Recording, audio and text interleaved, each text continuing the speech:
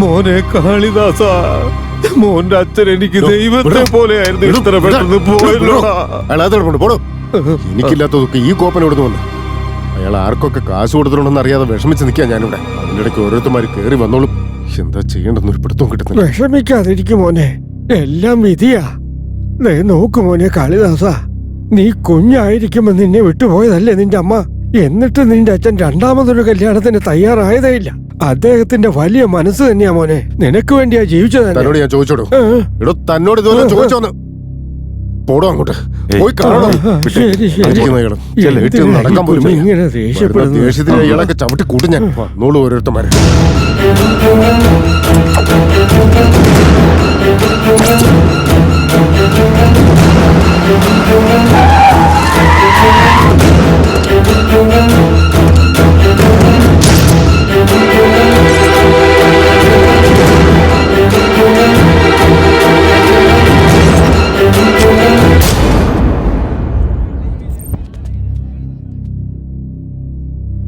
കാളിദാസ, ഇനി എത്രയോ കാര്യങ്ങൾ ചെയ്യാൻ ബാക്കി കിടക്കാം.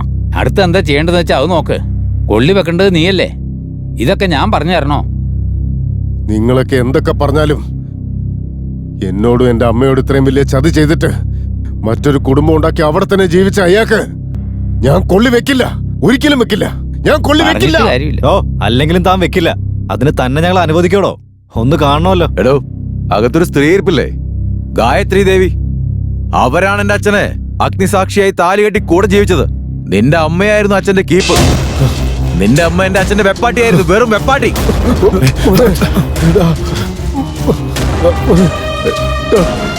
എന്താ ഈ പറയുന്നത്? രാമു,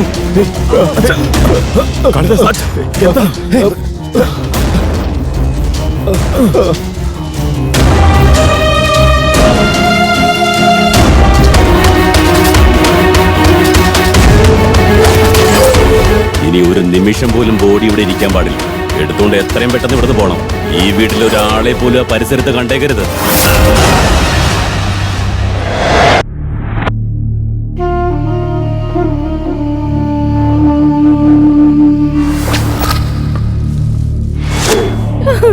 അയ്യോ മുത്തശ്ശ, ഞങ്ങളെ വിട്ട് പോയല്ലോ. അയ്യോ, ഇതെങ്ങനെ സഹിക്കുന്നേ മുത്തശ്ശ. ഒന്ന് കണ്ണു തുറന്ന് നോക്ക് മുത്തശ്ശ.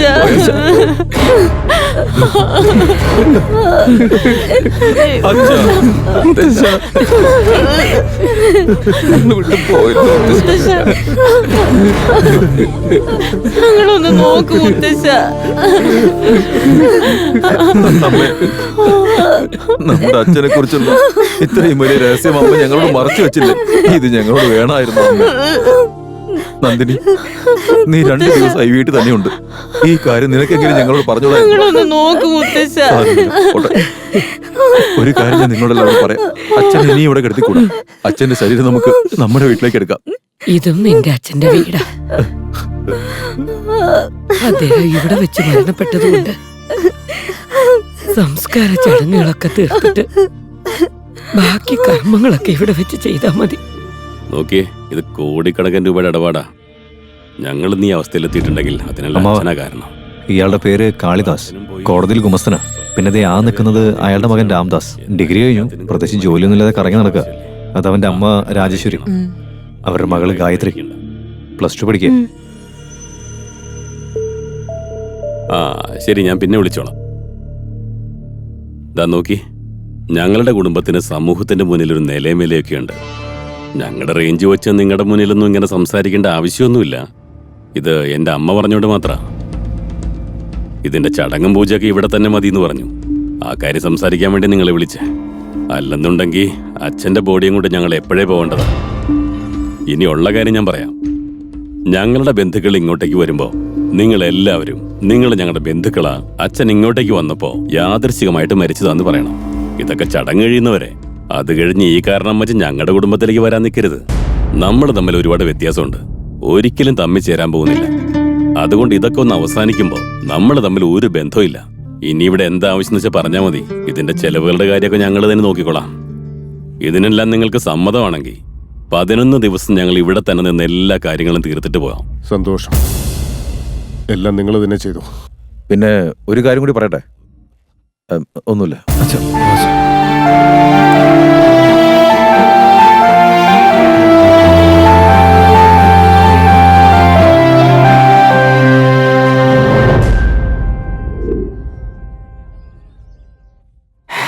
ജനിക്കുന്നതെന്തിന്, മരിക്കുന്നതും എന്തിന്, എന്തോ ഒന്ന് നേടുവാൻ വേണ്ടിയിട്ടല്ലേ അത്. ആരെങ്ങനെ വേണമെങ്കിലും നശിച്ചു പൊക്കോട്ടെ. നിങ്ങൾ കറക്റ്റ് കാര്യങ്ങൾ ചെയ്തില്ലേ? ആളെ കണ്ടിട്ട് നല്ല വെയിറ്റ് ഉണ്ടെന്നാ തോന്നുന്നത്. അതേ പറഞ്ഞുറപ്പിച്ച പൈസ ഒന്നും പോരാതെ വരും കേട്ടാ. കുറച്ച് കൂട്ടി പിടിക്കേ.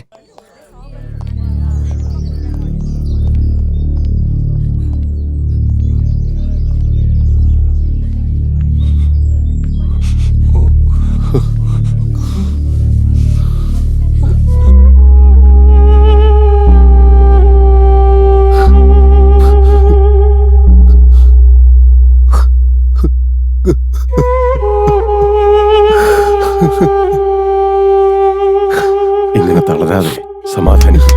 നോക്ക് കാളിദാസ, നമ്മുടെ ജീവിതത്തിൽ ഇങ്ങനെ പലതരത്തിലുള്ള ദുഃഖങ്ങളും ദുരിതങ്ങളും ഒക്കെ എപ്പോഴും വന്നുകൊണ്ടേയിരിക്കും. അതിനിങ്ങനെ കരഞ്ഞിട്ട് കാര്യമുണ്ടോ? നീ നിന്റെ കടമകളൊക്കെ ചെയ്തില്ലേ? ബാക്കിയൊക്കെ വിധിയാ. നീ ഇങ്ങനെ കരയാതെ ധൈര്യമായിട്ടിരിക്കും. അതുകൊണ്ടൊന്നും കരഞ്ഞല്ലടാ. പിന്നെന്തിനാ എന്നെ രണ്ടാം കുടിയിലെ മോനെന്ന് വിളിച്ചടാ? നിന്നെ അങ്ങനെ പറഞ്ഞോ? എന്താ അങ്ങനെ ചോദിച്ചു? കാളിദാസ, നീ എന്റെ അടുത്തേക്കൊന്ന് വന്നേ. നീ രണ്ടാം കുടിയിലെ മോനാണെന്നല്ലേ പറഞ്ഞുള്ളൂ. അപ്പൊ എന്റെ അവസ്ഥയോ? ഒന്നാം കുടി, രണ്ടാം കുടി, മൂന്നാം കുടി. അത് മാത്രമല്ല, അറിയാതെ ഉണ്ടായവൻ നാടിന് ശാപം, ഭൂമിക്ക് ഭാരം.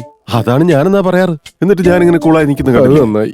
എന്റെ മാനം പോയിന്ന് പറഞ്ഞ് ഞാനിവിടെ നിൽക്കുമ്പോ നിന്റെ കഥ അതിലും ശോകമാണല്ലോ. എന്തായാലും ഇപ്പഴെനിക്ക് സമാധാനം കിട്ടി, സന്തോഷമായി. ഒരു കാര്യം ചെയ്യ്, കുറച്ചു നേരം കൂടെ ഇവിടെ നിന്ന് അതിന്റെ ദുഃഖം കൂടത്തേ ഉള്ളൂ. അതുകൊണ്ട് നീ സമയം കളയാതെ വീട്ടിലേക്ക് വെക്കോ. ശരി ശരി ശരി. എന്നാ പിന്നെ ഞാൻ ഇറങ്ങട്ടെ. എന്തായാലും നീ വന്നല്ലോടാ, സൂക്ഷിച്ചു പോണേ. ബോഡി കാണാൻ ഇനി ആരെങ്കിലും ബാക്കിയുണ്ടെങ്കിൽ വേഗം വന്ന് കണ്ടിട്ട് പോ. വേഗം വാ, വേഗം വാ. സമയം കളയരുത്. തിരക്ക് പിടിക്കാതെ ഓരോരുത്തരായിട്ട് പോര്. നമസ്കരിക്കേണ്ടവരെല്ലാം മുന്നോട്ട് പോര്. വാ വാ.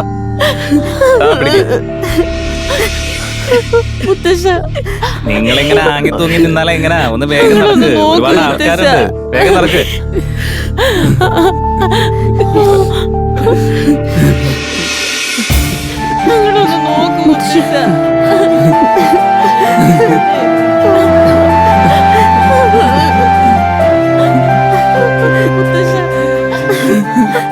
അവരെ കടത്തിവിടെ.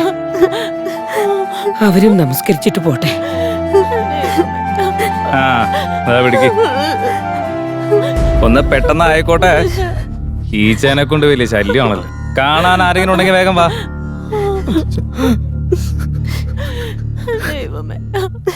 വീട്ടിൽ കയറി വന്നിട്ട് ഞങ്ങളെ ഒതുക്കി നിർത്തുന്നല്ലടാ.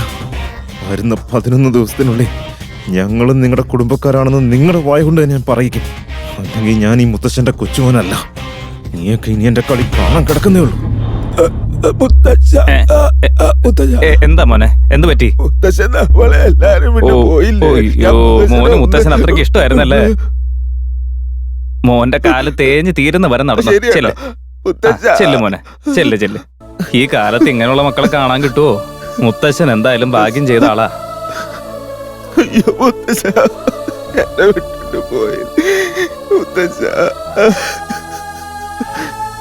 മുത്തശ്ശനില്ലാതെ ഞാനിനി എങ്ങനെ? മുത്തശ്ശ, എനിക്കെല്ലാം മുത്തശ്ശനായിരുന്നില്ല.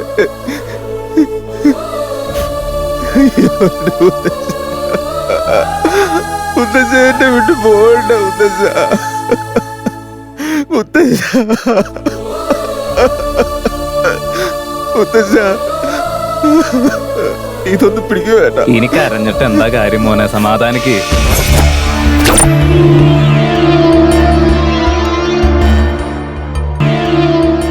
ഫ്രണ്ട് എന്ന് പറഞ്ഞ സകല ജോലി നമ്മുടെ തലയിലാവും. ഇങ്ങോട്ട് വേടാ. എന്താ അവന്റെ കോലം കണ്ടില്ലേ? ആരടാ അതൊക്കെ ഇവിടെ വെച്ചേ? രാംദാസ്. രാമദാസോ? ഓടാ ഇവിടെ നിന്ന്. താങ്ക്സ്. ഗുണമില്ലാത്തവന്മാര്. നമസ്കാരം. നിങ്ങളുടെ അച്ഛൻ സാക്ഷാൽ സരസ്വതി ദേവിയുടെ മകനാ. അദ്ദേഹത്തിനുണ്ടായിരുന്ന ആ മൃദംഗജ്ഞാനം അതും അദ്ദേഹത്തോടെ അങ്ങ് പൊലിഞ്ഞുപോയി. ആ ജ്ഞാനം നിങ്ങൾക്കും കിട്ടിയില്ല, നിങ്ങളുടെ മക്കൾക്കും കിട്ടിയില്ല. ആ, എന്ത് ചെയ്യാനാ? എല്ലാം വിധിയല്ലേ. ആ കഴിവ് ഞങ്ങൾക്കും കിട്ടിയില്ല, ഞങ്ങളുടെ മക്കൾക്കും കിട്ടിയില്ല. സംസാരിക്കുമ്പോഴൊക്കെ ഇതും പറഞ്ഞാ വിഷമിക്കാറ്. എന്ത് ചെയ്യാനാ? എല്ലാം നിറവേറ്റാൻ പറ്റില്ലല്ലോ. മതി, പോവാൻ നോക്ക്. ഓരോരുത്തന്മാർ ഇറങ്ങിക്കോളും. രാമു, എന്താ ഈ കാണുന്നൊക്കെ? മുത്തശ്ശിക്ക് മുത്തശ്ശിയുടെ 2 മക്കളെന്ന് പറഞ്ഞ ജീവനാ. മറ്റു മക്കളെയും ഭയങ്കര ഇഷ്ടമാ. അതുകൊണ്ട് ഞാൻ ഫ്ലക്സിലൊന്ന് ഹൈലൈറ്റ് ചെയ്ത് വെച്ചാ എന്റെ ലവ് ഒന്ന് സെറ്റ് ആവുന്ന ഒരു ശ്രമം നടത്തി നോക്കിയത്. വളരെ നന്നായി. നിങ്ങളോട് പറയാതെ ബോഡി എടുക്കുന്നു. നീ ബാക്കി കാര്യങ്ങളൊക്കെ വിട്ടിട്ട് അവിടേക്കും ചെല്ല്. അങ്ങനെ എടുത്തോണ്ടൊന്നും പോവില്ലെങ്കിലേ ഞാൻ അതിനൊക്കെ ഐഡിയ കണ്ടിട്ടുണ്ട്. എന്ത് ഐഡിയ കണ്ടത് ദൈവത്തിനറിയാം. വകയെ നിന്റെ അമ്മാവനാന്നുള്ള അധികാരത്തിൽ ചോദിക്കുക. യുവന്മാരുടെയൊക്കെ ഫോട്ടോ ഇത്രയും വലിപ്പത്തി വെച്ചിട്ട് നിന്റെ അച്ഛന്റെ ഫോട്ടോ ചെറുതാക്കി വെക്കാൻ നാണല്ലോ നിനക്ക്? ജനിപ്പിച്ചു വിട്ട തന്തയ്ക്ക് ഒരു വിലയും കൊടുക്കാത്തവർ. എന്റെ അച്ഛന്റെ ഫോട്ടോയാ? അങ്ങനൊരു ഫോട്ടോ ഞാനിത് വെച്ചിട്ടില്ലല്ലോ. നിന്നെ കാണിച്ചു തരണം തെളി.